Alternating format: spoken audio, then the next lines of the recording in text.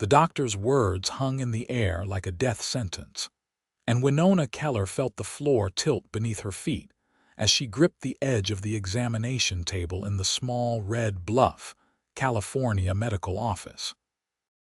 It was July 1878, and the summer heat seemed to press down on her like the weight of the diagnosis itself. Dr. Harrison had just confirmed what she had suspected for months, what 3 previous doctors in 3 different towns had already told her during her 22 years of life.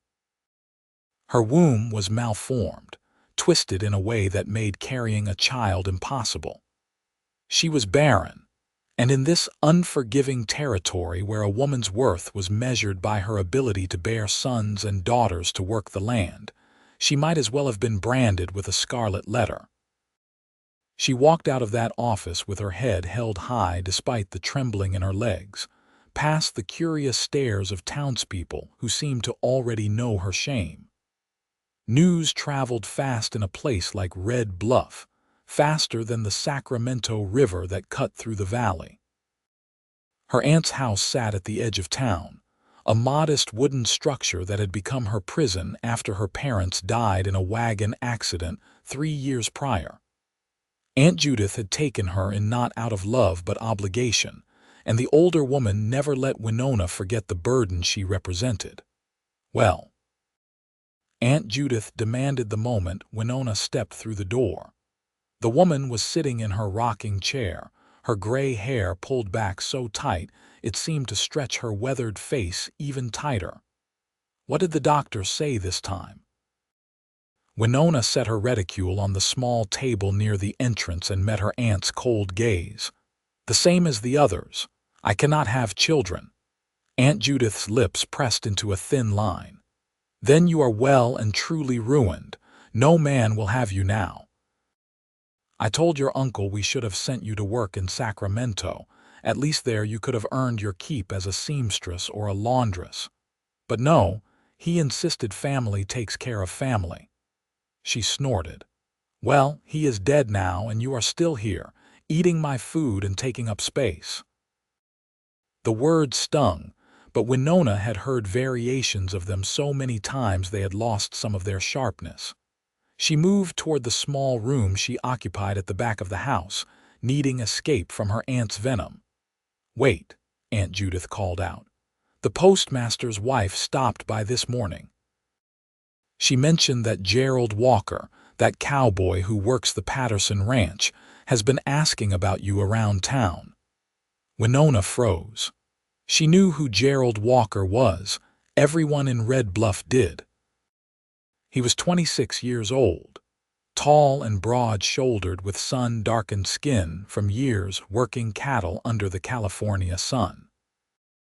His sandy brown hair was always a bit too long, curling at the edges beneath his worn hat, and his green eyes held a kindness that seemed out of place in the rough world of ranching. He had arrived in Red Bluff 2 years ago from somewhere in Wyoming, though he never talked much about his past. What made him notable was his reputation as one of the best horsemen in the county and his complete disinterest in courting any of the available young women who had thrown themselves at him. Why would he be asking about me? Winona asked, turning back to face her aunt. How should I know? Maybe he has not heard about your condition yet, or maybe he is simple-minded. Aunt Judith rocked back and forth, the chair creaking with each movement. Either way, it does not matter. Once he knows the truth, he will run like all the others. Winona thought about the 3 men who had courted her before the diagnosis became public knowledge. Each had disappeared the moment they learned she could not give them children. The last one, a banker's son from Redding, had actually laughed in her face and told her she was wasting his time. That had been 8 months ago, and since then, no man had looked at her with anything but pity or disgust. She spent the rest of the day doing chores around her aunt's house, scrubbing floors and preparing supper, her mind wandering to Gerald Walker despite her best efforts. She had seen him in town occasionally, tipping his hat politely when their paths crossed, his voice low and gentle when he spoke to shopkeepers or other ranchers. He had never been anything but respectful, but she had never imagined he would take particular notice of her. The following Sunday, Winona attended church as she always did, sitting in the back pew beside her aunt. Reverend Thomas delivered a sermon about accepting God's will, and Winona tried not to feel like every word was directed at her specifically. When the service ended, she filed out with the other congregants into the bright California sunshine, the heat already intense despite the early hour. "Miss Keller." She turned to find Gerald Walker standing a few feet away, his hat in his hands, his expression nervous in a way that made him seem younger than his years. Up close, she could see the small scar above his left eyebrow and the way his fingers worked the brim of his hat in an anxious gesture. "Mr. Walker," she replied, aware of the sudden silence that had fallen over the people nearby. Everyone was watching now, waiting to see what would happen. "I was wondering if I might walk you home," he said, his green eyes meeting hers directly. "If that would be all right with you." Aunt Judith made a sound somewhere between a cough and a laugh, but Winona ignored her. That would be acceptable. They walked side by side down the dusty main street of Red Bluff, past the general store and the saloon, the blacksmith shop and the hotel.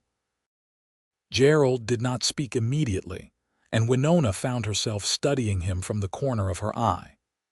He walked with the slight bow-legged gait of a man who spent more time on horseback than on foot, and his hands, she noticed, were calloused and scarred from hard work.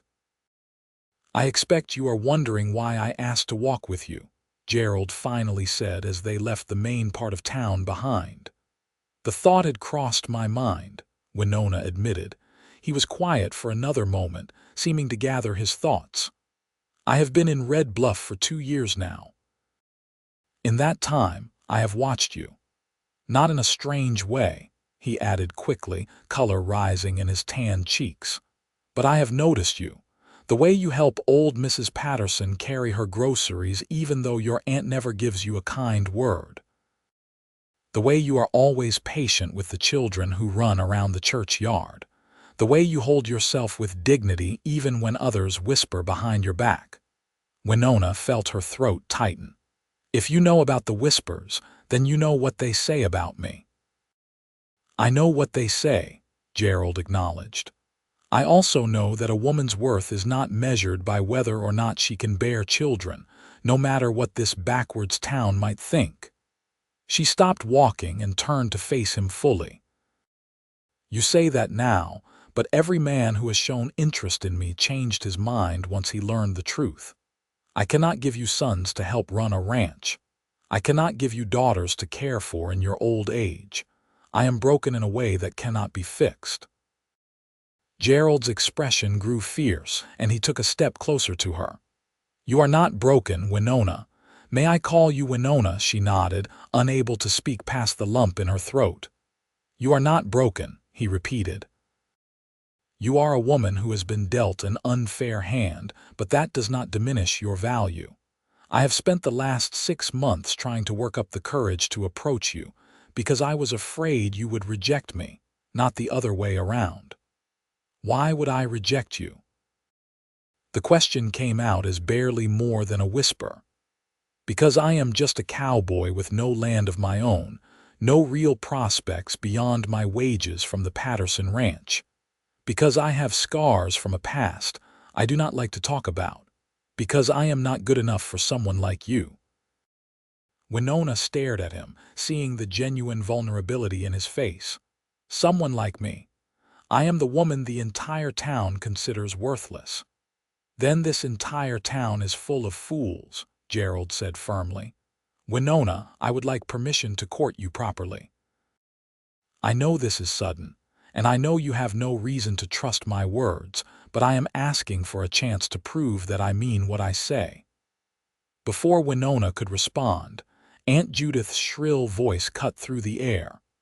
The older woman had followed them, her face red with exertion and anger. "This is ridiculous," she announced loudly enough for several neighbors to hear. "Mr. Walker, surely you cannot be serious about courting my niece. She cannot give you children. What kind of marriage would that be?" Gerald turned to face Aunt Judith, and something in his expression made the older woman take a step back. "With all due respect, madam, that is between Winona and myself. A marriage is about more than producing offspring. It is about partnership, companionship, and love. Love." Aunt Judith spat the word like it was poison. "Love does not feed cattle or maintain a homestead. Children do that. What will you do when you are old and have no one to care for you?" "I will be old with the woman I love," Gerald said simply. "That is enough for me." Aunt Judith sputtered, but Gerald had already turned back to Winona. "I should let you get home, but I meant what I said. I would like to court you if you will have me."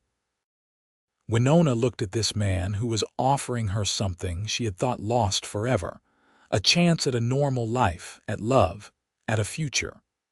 Part of her wanted to protect him from the scorn he would face for choosing her. Part of her wanted to protect herself from the inevitable heartbreak when he changed his mind. But a larger part of her, the part that had been slowly dying under the weight of her aunt's cruelty and the town's judgment, suddenly wanted to fight for something good. "Yes," she said. "You may court me." The smile that spread across Gerald's face was like sunshine breaking through storm clouds. "Thank you. May I call on you Tuesday evening? I would like that." Aunt Judith ranted all the way back to her house, but Winona barely heard her. Her mind was full of Gerald's words, the way he had defended her, the sincerity in his eyes when he said she was enough.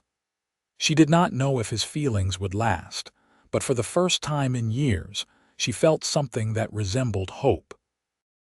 Tuesday evening arrived with a summer thunderstorm, rain drumming on the roof of Aunt Judith's house as Winona changed into her best dress, a simple blue cotton that brought out the color of her eyes. Her blonde hair, usually pinned back severely, she allowed to curl softly around her face. She was 22 years old, but the mirror showed her someone who looked both younger and older, marked by hardship but not yet broken by it. Gerald arrived exactly when he said he would, soaked from the rain but smiling. Aunt Judith made her disapproval clear by refusing to offer him coffee or a seat, but Gerald seemed unbothered. He had brought wildflowers, now somewhat bedraggled from the storm, and presented them to Winona with an earnestness that made her heart ache. "I thought we might sit on the porch," he suggested, "if the rain is not too heavy." They sat in the two rocking chairs that faced the street, the rain creating a curtain of privacy around them. The air smelled clean and fresh, a relief from the dust that usually coated everything in Red Bluff. "Tell me about yourself," Winona said. "Everyone in town knows the basics, but I know there is more to you than what they say." Gerald leaned back in his chair, his long legs stretched out in front of him. "I grew up in Wyoming on a small ranch with my parents and two sisters. My father was a hard man, believed in using his fists more than his words. When I was 18, I left. Worked my way through Colorado and Nevada, learning everything I could about horses and cattle.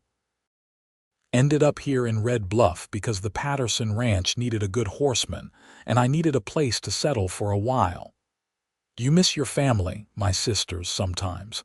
They were younger than me, and I hope they got out too eventually. My parents," he shook his head. "Some things are better left in the past." Winona understood that sentiment better than he might have guessed. "My parents died when I was 19. Wagon accident on the road between here and Redding. They were good people, kind people. I think they would have handled my condition better than my aunt has." "Your aunt is a bitter woman," Gerald said carefully, "but that is her failing, not yours." They talked until the rain stopped and the stars came out, brilliant in the clean sky. Gerald told her about his work at the Patterson Ranch. about the new foal that had been born last week, about his dreams of maybe saving enough to buy a small piece of land someday. Winona told him about the books she loved to read, borrowed from the small church library, about her skill with a needle and thread, about the garden she tried to maintain despite her aunt's complaints. When Gerald finally stood to leave, he took her hand gently in his. "May I call on you again on Thursday? Please do." He brought her hand to his lips, the gesture old-fashioned and sweet, and Winona felt warmth spread through her chest. As she watched him walk away into the darkness, she allowed herself to believe, just for a moment, that this might actually work. The courtship continued through the summer and into the fall. Gerald called on her twice a week, and on Sundays after church, they would walk together, sometimes to the edge of town where the Sacramento River ran swift and cold, sometimes to the small park near the center of Red Bluff. They talked about everything and nothing, learning each other's histories and hopes, fears and dreams. The town watched with a mixture of fascination and disapproval. Some people thought Gerald was making a terrible mistake. Others thought Winona was somehow tricking him into marriage despite her barrenness.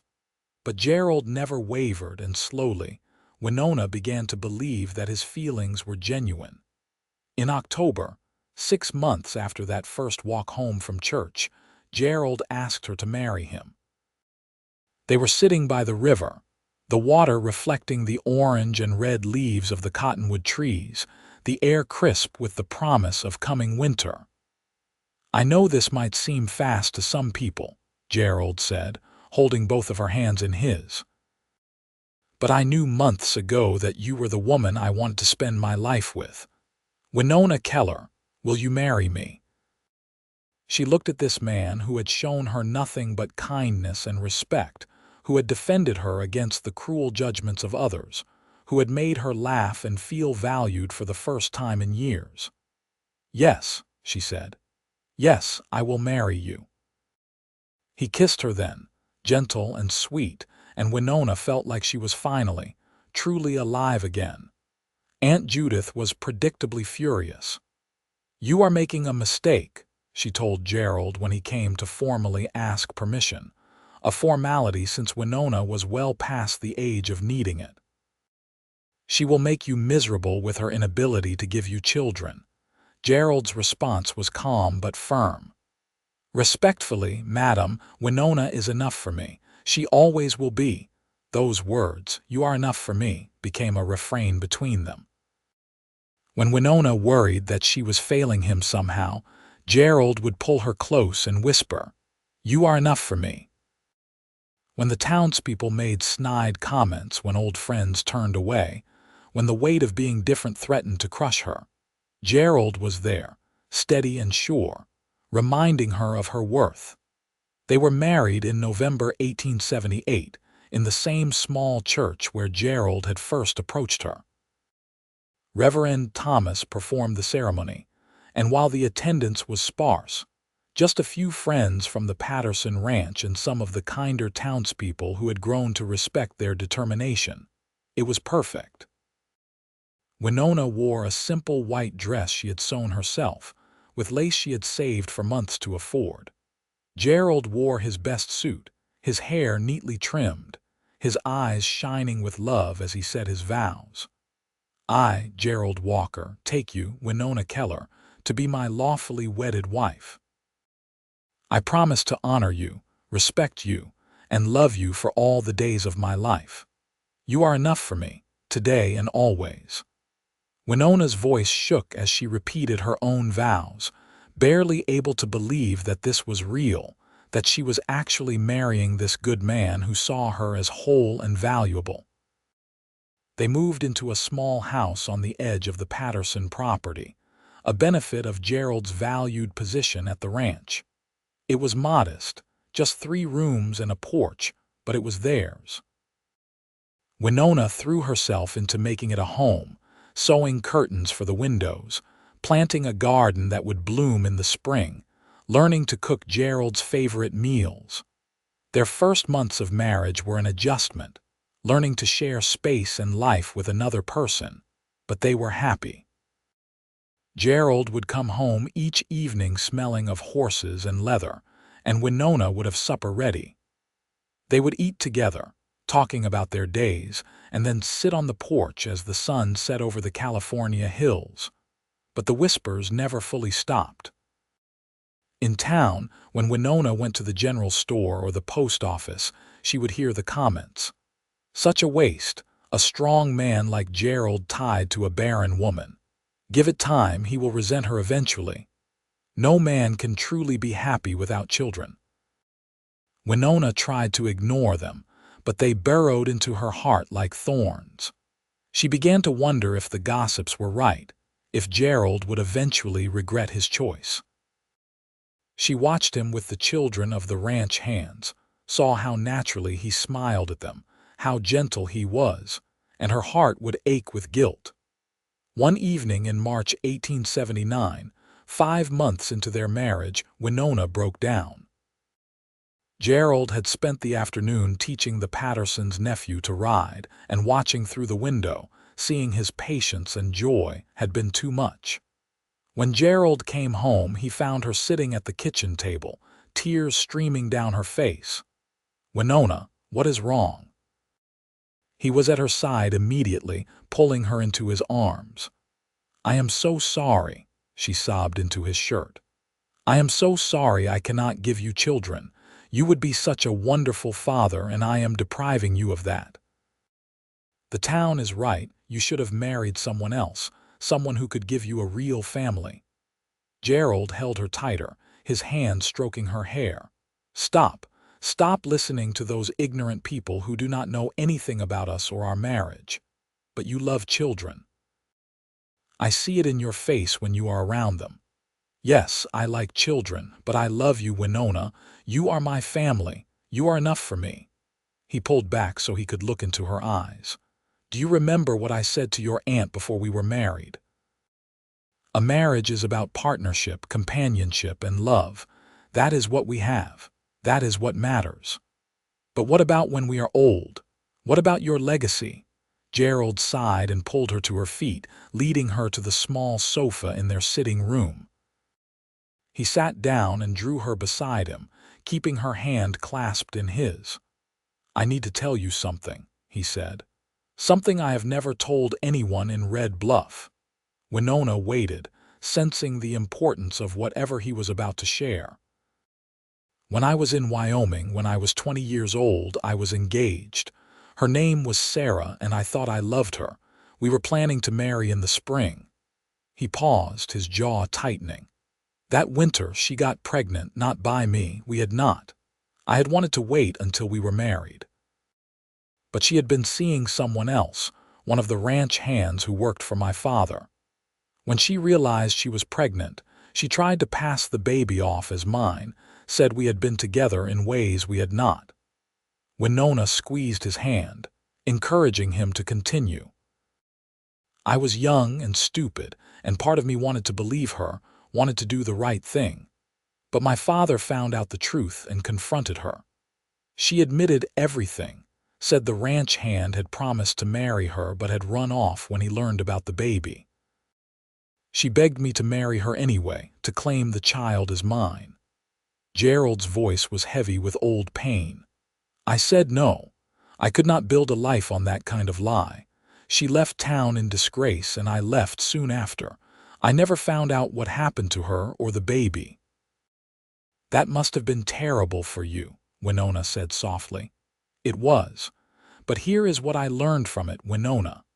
Having children is not the measure of a good life or a good marriage. Sarah could have children, but she was dishonest and cruel. When I met you, when I got to know you, I saw everything she was not. You are honest, kind, strong, and brave. Those are the qualities I want in a partner. Those are the qualities that matter. You really mean that. I really mean that. And I need you to stop carrying this guilt. Our marriage is between you and me. What anyone else thinks about it does not matter. Can you try to believe that?" Winona nodded, feeling some of the weight lift from her shoulders. I can try. Good, because I have another idea I want to discuss with you. She looked at him curiously. What kind of idea? There are children in this world who need homes. Orphans, children whose parents have died or abandoned them. I know it is not the same as having our own, but what would you think about the possibility of adopting a child someday, when we are more settled financially? Winona's heart leaped at the suggestion. Do you think we could? I do not see why not. The orphan trains from the East come through Sacramento regularly. Children need families, and we could provide a good home, but only if you want to. I do not want you to feel like you have to make up for something you see as a lack. I want you to truly desire this. I do, Winona said, excitement building in her chest. I do want this, Gerald. The idea of giving a child a home, a family, someone to love them, that sounds wonderful. Gerald smiled, that warm, genuine expression that still made her stomach flutter. Then that is what we will work toward. But in the meantime, I want you to promise me something.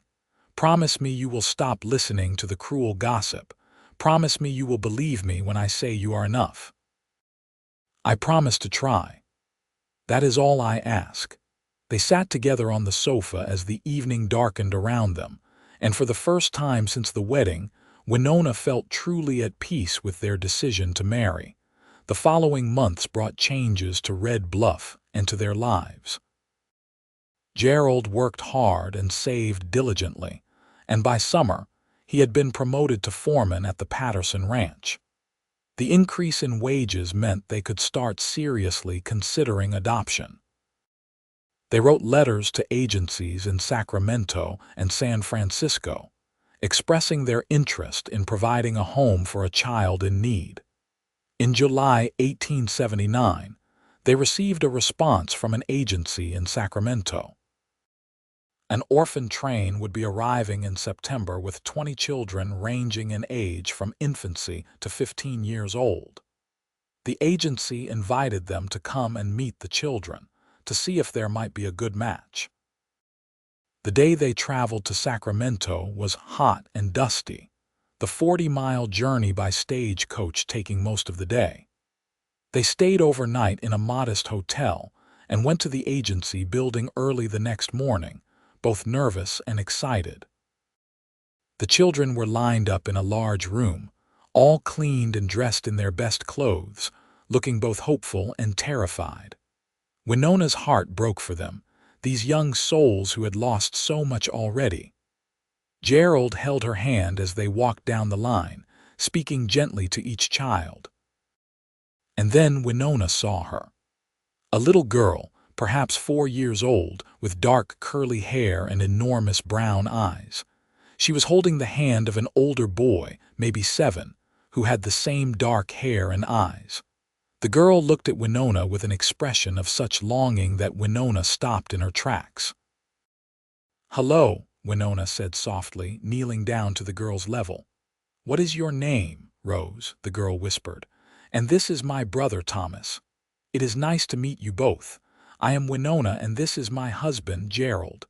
Gerald crouched down as well, his expression gentle. "Hello, Rose." "Hello, Thomas. Can you tell us about yourselves?" Thomas, protective of his little sister, spoke up. "Our parents died of fever last winter. We have been in the orphanage in New York since then. Rose is scared of the dark, and I promised our mama I would always take care of her." Winona looked at Gerald, and she could see the same thought in his eyes that was in her heart. These children needed a home. They needed each other. And Winona and Gerald could give them that. "Would you like to come live with us?" Gerald asked. "Both of you." "We have a house in Red Bluff with room for children. We have a garden and horses and space to run and play." Rose's eyes went wide. "Both of us, together." "Together," Winona confirmed. "We would not separate you. Family stays together." Thomas looked suspicious, as if waiting for the catch. "Why would you want us? Most people only want babies or one child. Nobody wants two." "We want you," Gerald said simply. "If you will have us." The adoption process took several weeks to finalize, but by October 1879, Rose and Thomas officially became Rose and Thomas Walker.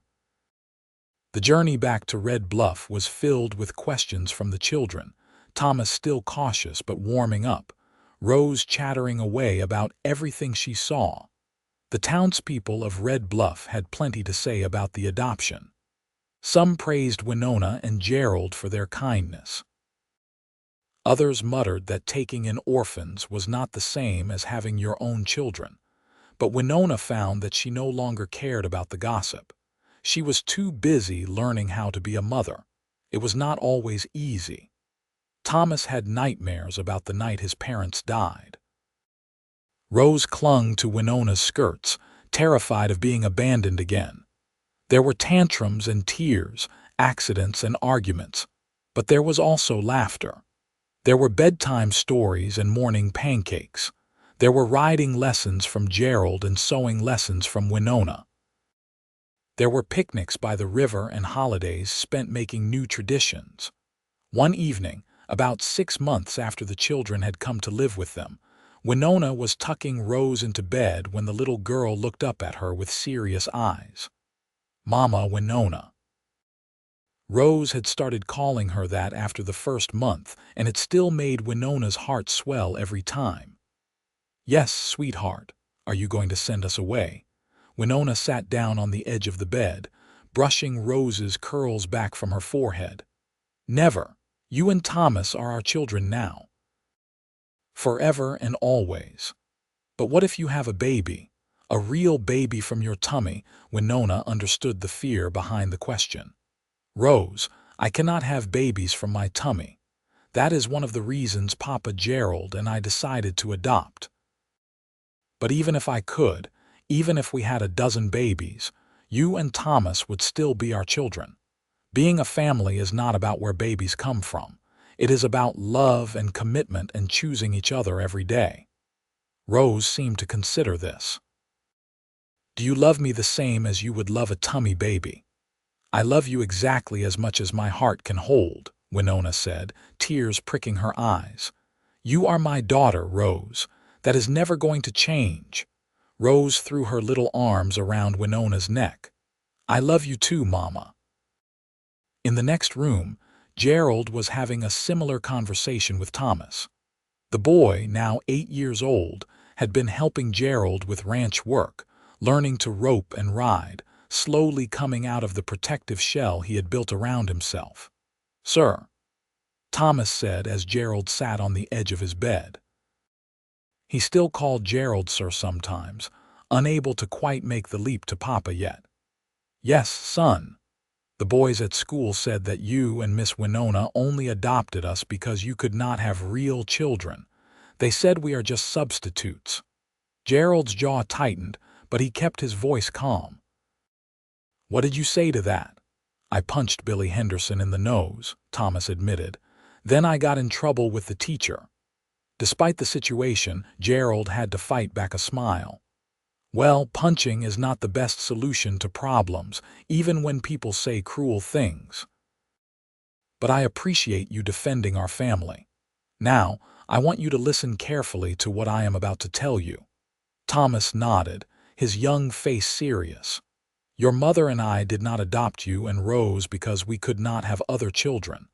We adopted you because we wanted you specifically. When we saw you and your sister, when we learned about your story, we knew you belonged with us. You are not substitutes for anything.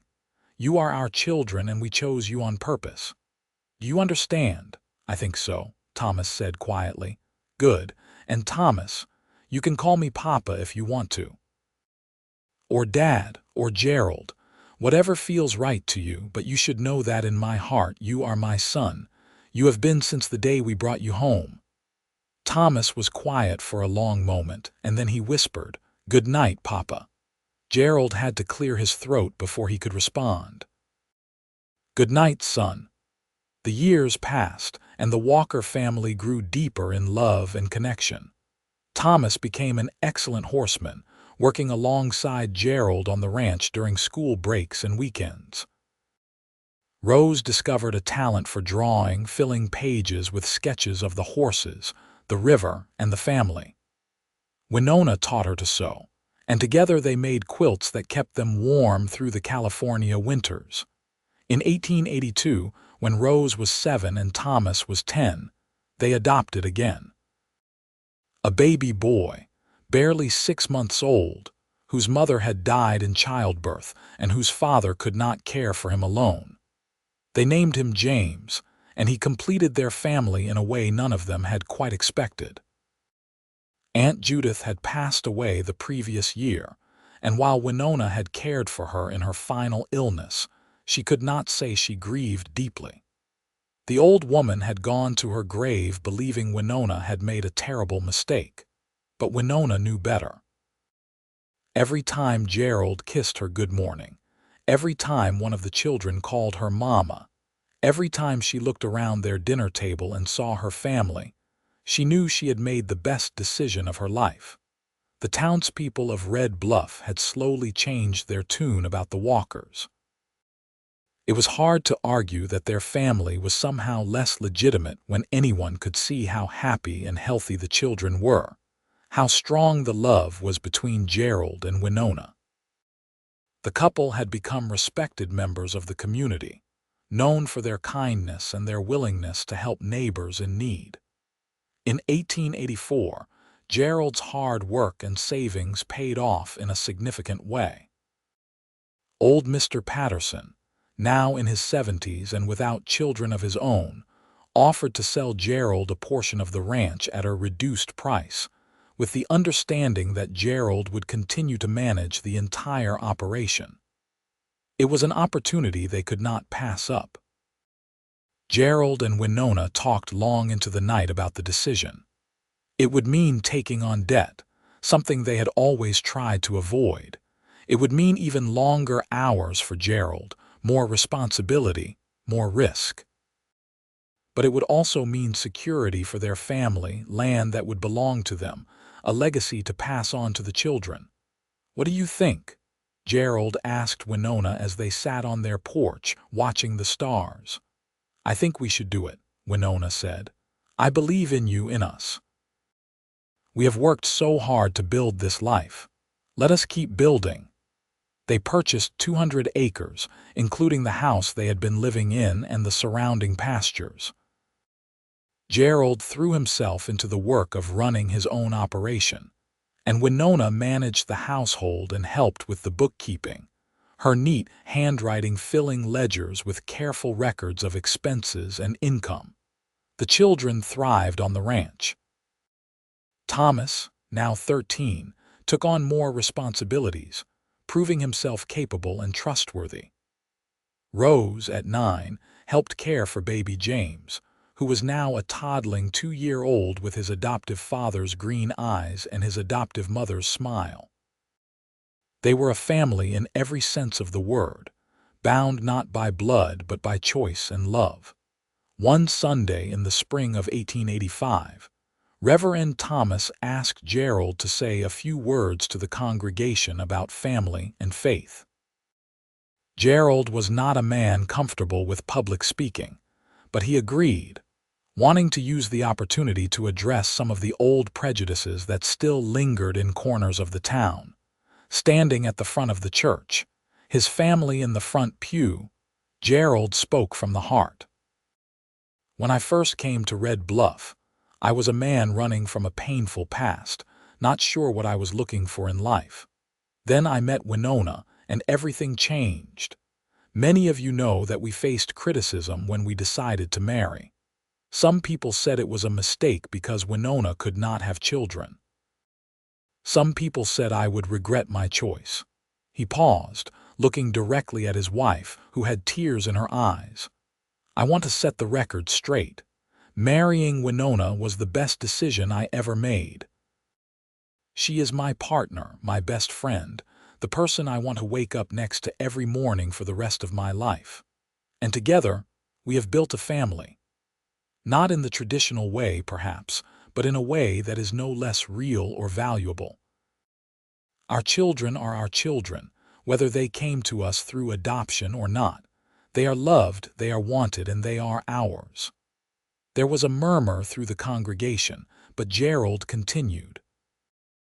"I say this because I know there are others in this community who face judgment for not fitting into expected patterns. Maybe they cannot have children. Maybe they are widowed or alone. Maybe they are different in ways that make others uncomfortable. To those people, I want to say this. Your worth is not determined by other people's narrow definitions. God makes us all different for a reason, and we all have value." He looked back at Winona again, his voice softening. 7 years ago, I told my wife that she was enough for me. That was true then, and it is true now. She will always be enough. And our family, built on love and choice and commitment, will always be enough. I hope that someday, this entire community can learn to see value in all kinds of families, all kinds of lives. When he sat back down, Winona reached for his hand and squeezed it tight. Around them, the congregation was quiet, but it was a thoughtful silence rather than a hostile one. Seeds had been planted, and perhaps in time they would grow into understanding. The years continued to pass, marked by the rhythms of ranch life and the milestones of their children growing up. Thomas became a young man, tall and strong like his adopted father, with a natural way with horses that made him invaluable on the ranch. At 16, he was already being courted by several girls in town, though he seemed more interested in working with the horses than in romance. Rose, at 13, had grown into a thoughtful, artistic young woman. She helped Winona with the younger James and with the household tasks, but she also spent hours sketching the landscape around them, capturing the beauty of Red Bluff in charcoal and pencil. James, now 5 years old, was a bundle of energy and curiosity, asking endless questions about everything he encountered. He followed Gerald and Thomas around the ranch, mimicking their walks and their mannerisms, clearly idolizing both of them. In the fall of 1887, everything changed again, but this time in a way none of them could have predicted. A woman arrived in Red Bluff, dusty from travel, asking questions about Gerald Walker. When she finally made her way to the ranch, Gerald was out checking fence lines, so Winona invited her to wait on the porch. "I am Margaret," the woman said. She looked to be in her mid-30s, worn down by hard living but with kind eyes. "I am looking for my brother, Gerald Walker, who left Wyoming about 10 years ago." Winona felt her heart stutter. Gerald had mentioned sisters, but he had never stayed in contact with them, believing it was safer for everyone if he made a clean break from his father's influence. "I am his wife, Winona. He should be back within the hour. Can I get you something to drink? You must be tired from your journey." Margaret accepted a glass of water and sat in one of the porch rockers. "I know this is unexpected. I have been searching for Gerald for 2 years now, ever since our father died. Your father is dead. Yes, nearly 3 years ago now, thrown from a horse, broke his neck. It was quick, at least." Margaret took a sip of her water. "Our other sister, Jane, she is married and living in Denver now. Has 3 children. I married as well, but my husband died in a mining accident 5 years back. I have been working as a seamstress in Cheyenne, but it is a hard life." When Gerald returned and saw his sister, the reunion was emotional. They embraced, both of them crying, years of separation melting away. That evening over dinner, Margaret told them the full story of what had happened in Wyoming after Gerald left. "Sarah, the woman you were engaged to, she had the baby, a boy. She tried to raise him on her own, but it was too hard. Eventually, she married a shopkeeper in town, but he made her give the baby up to the orphanage. She moved away with her new husband and, as far as I know, never looked back." Gerald's face was grave. "What happened to the boy?" "He was adopted by a family passing through, heading west to Oregon. He would be about 11 years old now. I am sorry, Gerald. I know that must have been hard to hear. It is not my son, Gerald said firmly. I had no part in creating him, but I am sorry he had such a difficult start in life. Margaret stayed with them for a week, getting to know her brother's family, delighting in meeting her nieces and nephew. She and Winona bonded over their shared love of needlework, spending hours talking and sewing together. On her last evening before heading back to Wyoming, Margaret sat with Gerald and Winona on the porch after the children had gone to bed. "You have built something beautiful here," she said. "A real family, a good life. I am so proud of you, Gerald. And Winona, you are exactly the kind of woman I always hoped my brother would find." "Thank you," Winona said, touched by the sentiment. "I have a question to ask you both," Margaret continued, "and please feel free to say no, but I am struggling in Wyoming.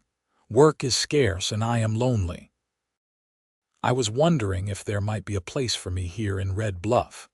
Not necessarily on the ranch. I do not want to impose on your family. But maybe in town, if you know of anyone looking for a seamstress or a housekeeper." Gerald and Winona exchanged a look, the kind of wordless communication they had perfected over nearly 10 years of marriage. "We have been talking about building an addition onto the house," Gerald said. "Another bedroom and a small sitting room. We have the savings for it, and Thomas is getting to the age where he needs more space. If you wanted to stay with us while you get settled, help Winona with the household and maybe help Rose develop her artistic talents, you would be more than welcome." Margaret's eyes filled with tears. "Are you certain? I do not want to be a burden." "You are family," Winona said simply. "You would not be a burden. And honestly, with Gerald and Thomas working the ranch and James being such a handful, I could use another adult in the house." So Margaret stayed, and the Walker family expanded once more. She proved to be a wonderful addition, patient with the children, helpful with the endless work of running a household, and a good friend to Winona. She also established a small business in town, taking in sewing and alterations, building a reputation for fine work. Thomas turned 18 in 1889 and announced his intention to stay on the ranch rather than seek his fortune elsewhere. Gerald officially made him a partner in the operation, and they worked side by side as equals. Rose, at 15, had developed into a talented artist. Some of her sketches had been displayed in the general store, and people came from as far as Reading to purchase them. James, now 7, was enrolled in the Red Bluff School and proving to be an excellent student, particularly in mathematics. He talked about maybe becoming an engineer someday, designing bridges and railways. One evening in August 1890, Gerald and Winona took a rare moment away from the bustle of family life, riding out to their favorite spot by the Sacramento River. They dismounted and sat on the bank, watching the water flow past, the setting sun painting the sky in shades of orange and pink. "Do you ever regret it?"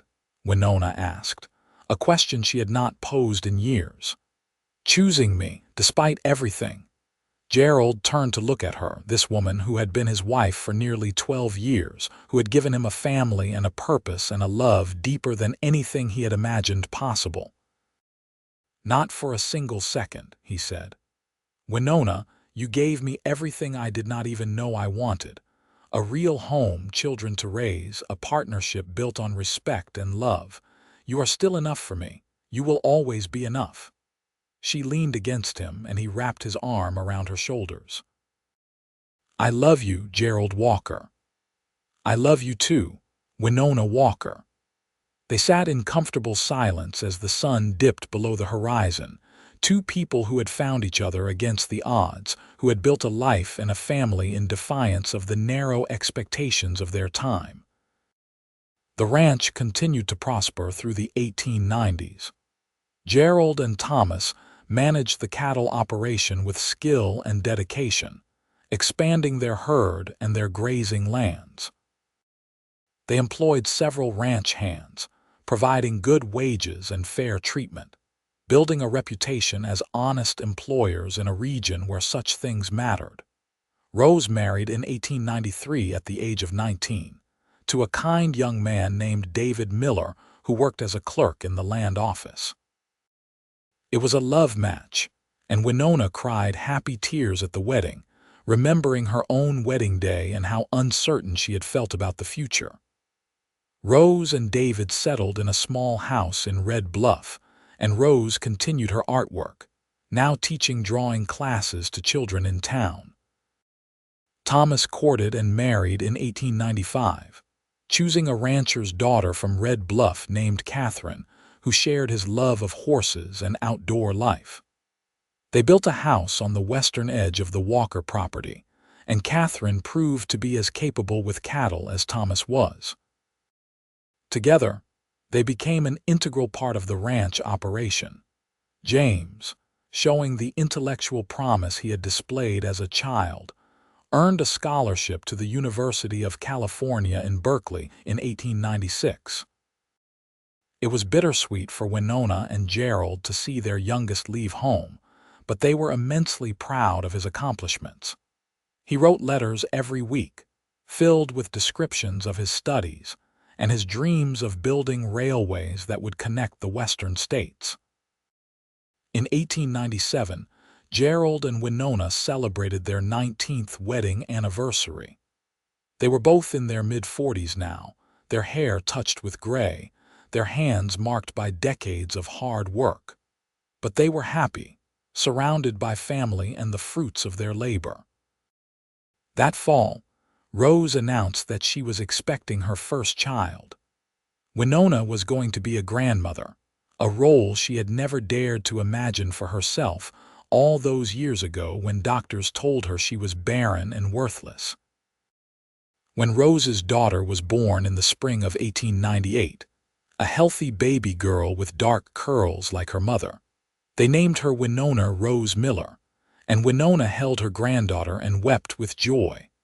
Thomas and Catherine had their first child the following year, a son they named Gerald Thomas Walker. To have a grandchild bearing his name filled Gerald with a pride and humility that left him speechless for days. As the new century approached, the Walker family gathered for a Christmas celebration at the main ranch house, which had been expanded twice over the years to accommodate their growing family.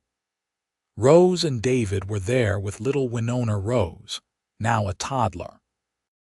Thomas and Catherine arrived with baby Gerald. James had come home from Berkeley for the holidays, full of stories about his studies and his plans for the future. Margaret, now a beloved fixture in the family, had baked her famous pies.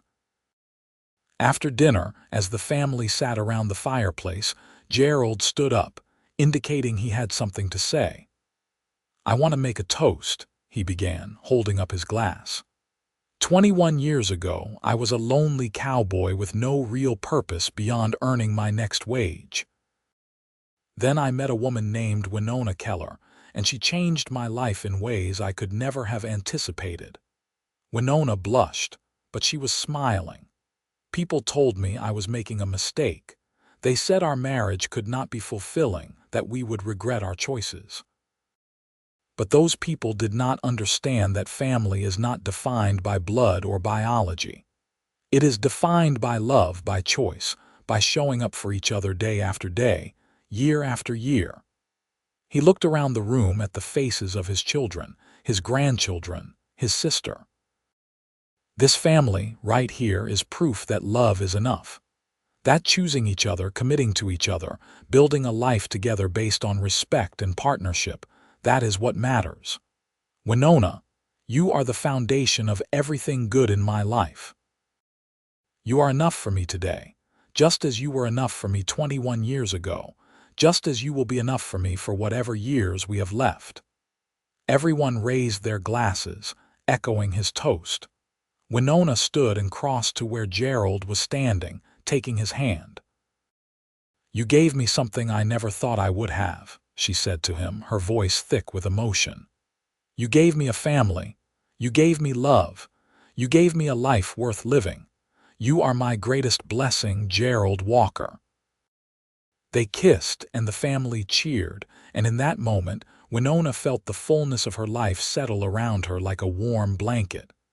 She was a wife, a mother, a grandmother. She was valued and loved. She was enough, and she had always been enough. The years after the turn of the century brought continued growth and change. The ranch expanded further, becoming one of the most successful operations in Northern California.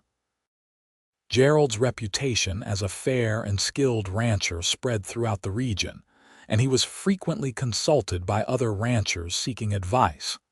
Thomas and Catherine had two more children, both daughters, in 1901 and 1903. Rose and David welcomed a son in 1902.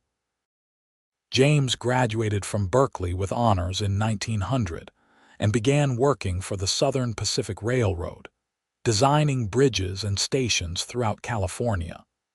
He married a school teacher from Sacramento in 1903, and they settled in that city, though they visited Red Bluff frequently. Margaret continued to live with Gerald and Winona, though she had her own suite of rooms in the expanded house. She had become a beloved figure in Red Bluff, known for her skill with a needle and her kindness to everyone she met. She taught sewing classes to young women in town and had trained several apprentices over the years. In 1905, Gerald and Winona celebrated their 27th wedding anniversary. They took a rare trip, just the two of them, to San Francisco, staying in a hotel with a view of the bay, dining in restaurants, seeing the city that had been so much in the news since the earthquake and fires of the previous decade. One evening, as they walked along the waterfront, Winona said, "Do you remember when I asked you if you ever regretted marrying me?" "I remember," Gerald said, "and my answer has not changed. Mine either. I used to think I was broken, that I had nothing to offer. But you taught me that worth is not measured in the ways I thought it was. You taught me that I was complete exactly as I was." "We taught each other," Gerald corrected gently. "You taught me that family is built, not just born. You taught me that love is a choice we make every day. You gave me a purpose and a home." They continued walking, hand in hand, two people who had weathered storms and built something beautiful together. When they returned to Red Bluff, they found that the town had continued to change and grow. More buildings lined the main street, and there was talk of bringing in electric lights. The old prejudices that had once made their lives difficult had faded with time, and the undeniable evidence of their successful, loving family. The ranch was thriving under the joint management of Gerald and Thomas, with Catherine proving herself an equal partner in the operation. The grandchildren were growing, some already attending school, showing promise in various areas. Rose's eldest daughter, Winona Rose, now 7 years old, had inherited her mother's artistic talent and her grandmother's kind heart. In 1908, when Gerald turned 52 and Winona was 48, they decided to begin gradually turning over more responsibility for the ranch to Thomas and Catherine. They did not want to fully retire, but they wanted more time to enjoy their grandchildren, to travel a bit, to savor the life they had built. One Sunday after church, as they gathered with their extended family for dinner at the ranch house, Winona looked around the table and felt overwhelming gratitude. There were 15 people gathered there, all connected by the choice she and Gerald had made 3 decades earlier to build a family in their own way. Little Gerald, Thomas and Catherine's eldest son, now 9 years old, was arguing good-naturedly with his cousin Winona Rose about whose horse was faster. Rose's younger son, Daniel, was trying to sneak extra rolls from the basket. James had brought his wife and their infant daughter up from Sacramento for the weekend. Margaret was laughing at something Thomas had said, her face relaxed and happy in a way it had not been when she first arrived in Red Bluff all those years ago. After dinner, as the women cleaned up and the men took the children outside to play, Rose pulled her mother aside. "Mama, I want to tell you something," she said, her eyes bright. "What is it, sweetheart?" "I am expecting again. The baby should come in late spring." Winona embraced her daughter, tears springing to her eyes as they always did at news of new life joining their family. "That is wonderful news. How are you feeling?" "Good. Tired, but good." Rose paused, then said, "Mama, I was thinking about names. If it is a boy, David, and I want to name him Gerald after Papa. But if it is a girl, I want to name her Ruth after my birth mother." Winona was surprised by the mention of Rose's biological mother, a woman who had died when Rose was so young. "That is a beautiful idea. I think your papa would be honored by either choice." "You and Papa gave us so much," Rose said. "You gave us a home when we had nothing. You loved us when we were scared and broken. You built this entire family through your love and commitment. I want my children to know where they come from, both their biological heritage and the heritage of choice and love that you and Papa represent." That night, after everyone had gone home or to bed, Gerald and Winona sat on their porch as they had done countless times over the years. The California night was cool and clear, stars brilliant overhead. "Rose is expecting again," Winona told Gerald, repeating the conversation about names. Gerald smiled. "Another grandchild. Our family just keeps growing. Do you ever think about how different our lives could have been?" Winona asked. "If you had listened to all those people who said marrying me was a mistake." "Sometimes," Gerald admitted, "but not with regret. Only with gratitude that I had the sense to follow my heart instead of their narrow expectations." "We have been blessed," Winona said softly. "We have been blessed," Gerald agreed. "But we also worked hard for this, Winona. We chose love over fear. We chose family over blood. We chose each other every single day, even when it was difficult. That is not luck or blessing alone. That is commitment and choice." As they sat together in the comfortable silence of a long marriage, both of them reflected on the journey that had brought them to this moment. From that first conversation after church, through courtship and marriage, through the challenges of adoption and the joys of watching children grow, through the expansion of their family to include grandchildren and in-laws and a wider circle of love, they had built something enduring. The following years brought more grandchildren, more joy, and the inevitable sorrows that come with life. Old Mr. Patterson passed away in 1910, leaving a portion of his remaining property to Gerald in his will, acknowledging the years of faithful service and friendship. Margaret, in her 60s now, began to slow down, though she still took pleasure in teaching sewing and spending time with the great-grandchildren who had begun to arrive. In 1912, Thomas and Catherine celebrated their 17th wedding anniversary with the announcement that they were expecting their 6th child. Rose's family had grown to 5 children, and James and his wife had 3. The Walker family tree, started from a marriage that many had considered doomed, had expanded to include dozens of people connected by love and choice. Gerald's health began to decline in 1913. He was 57 years old and had worked hard his entire life. His heart, the doctor said, was wearing out.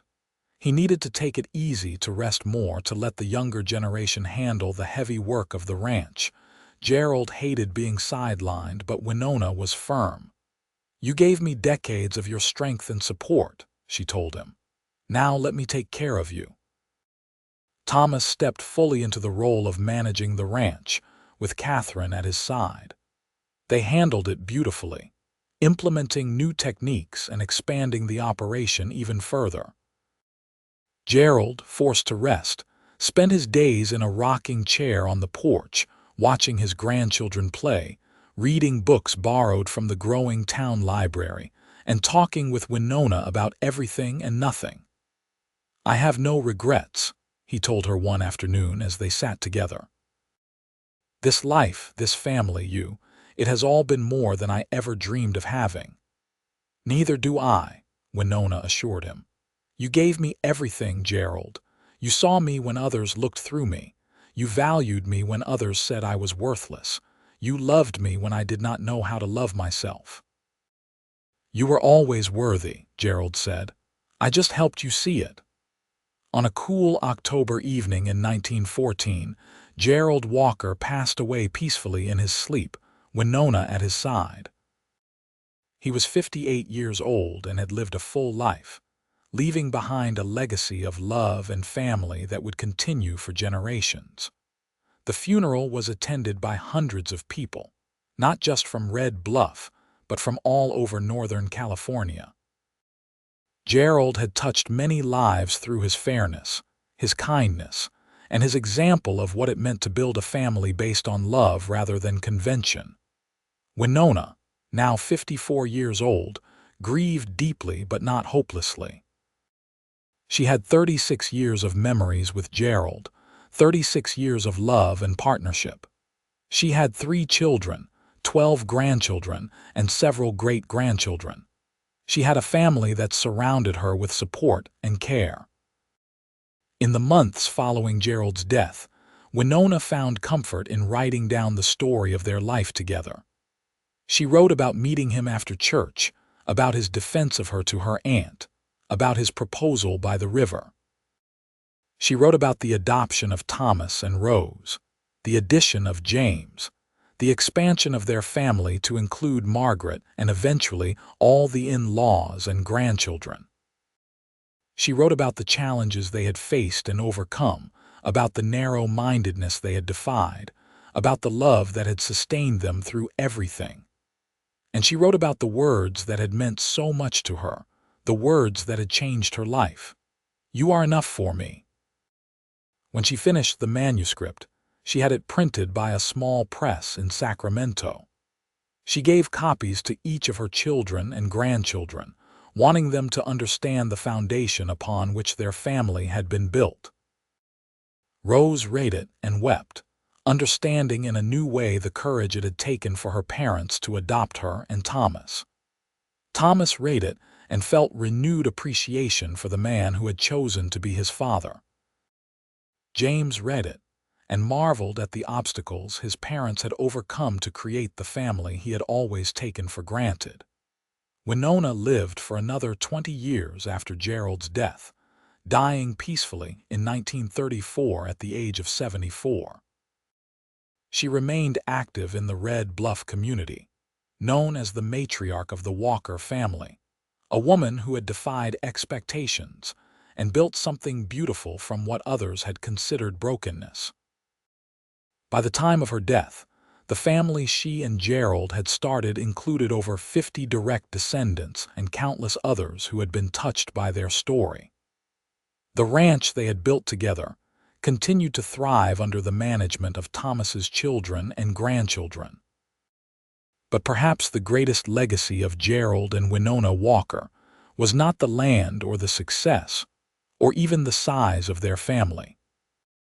It was the message they had lived and breathed, the truth they had demonstrated through their choices and their love. That worth is inherent, not dependent on meeting arbitrary standards. That family is built through love and choice as much as through blood.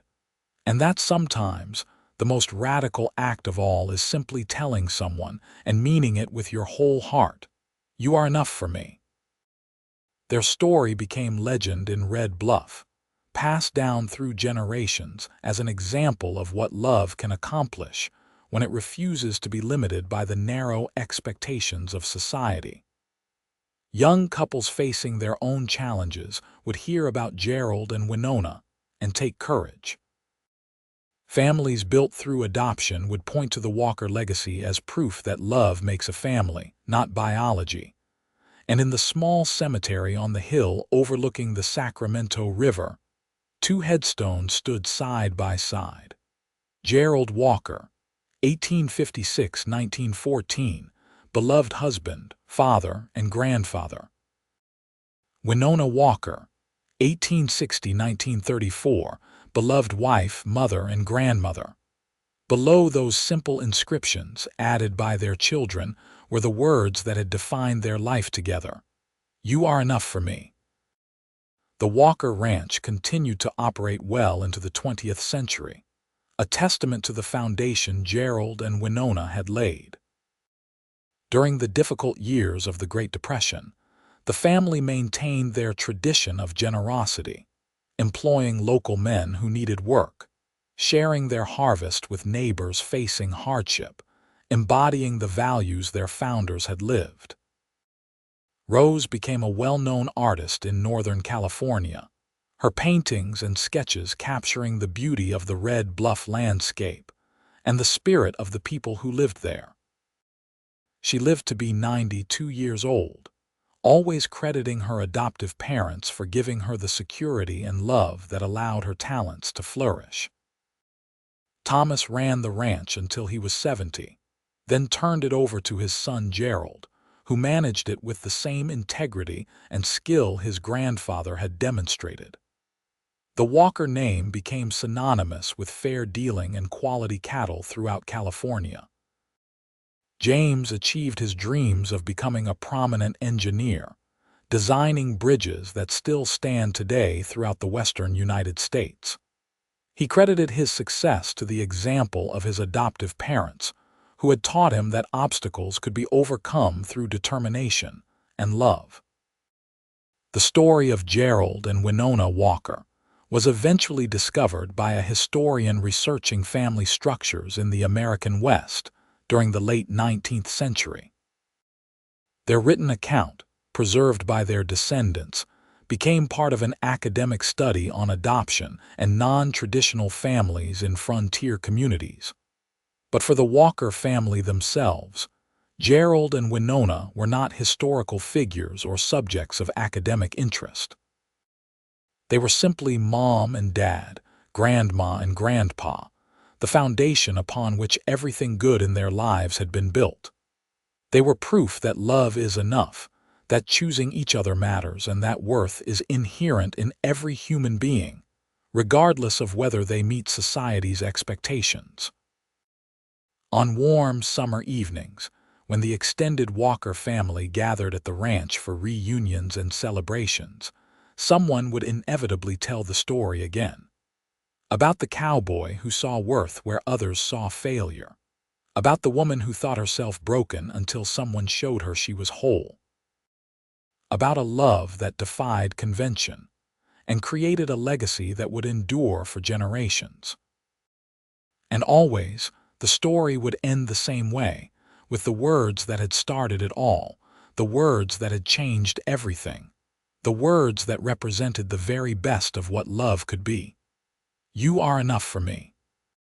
Those 5 words, spoken in truth and lived in action over 36 years of marriage, had created something extraordinary. They had built a family, established a legacy, and demonstrated that the measure of a life well lived is not in meeting external standards but in the love shared, the commitments honored, and the choices made to value one another fully and completely. In the end, that was the story of Gerald and Winona Walker. 2 imperfect people who found each other against the odds, who chose love over fear, who built a family through determination and care, and who proved that being enough for each other was, in fact, enough to build a life of extraordinary meaning and joy.